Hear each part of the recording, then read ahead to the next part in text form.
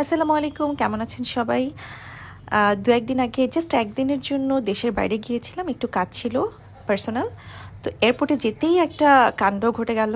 1 থেকে 1.5 ঘন্টা এয়ারপোর্টে অপেক্ষা করতে হয়েছে শুধুমাত্র আমার নামে কোনো অ্যালিগেশন আছে কি না সেটা চেক করার জন্য। এনএসআই, ডিজিএফআই থেকে যা শুরু করে সব জায়গা থেকে আমার নামে কোনো রিপোর্ট আছে কিনা সেটা তারা চেক করলেন।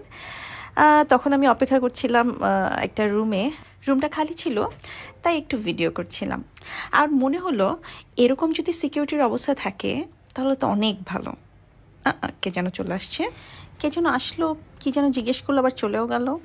আমি আবার আমাকে একটু সিসি ক্যামেরায় দেখছিলাম, ভালোই লাগছিল, একটু ঢং করছিলাম।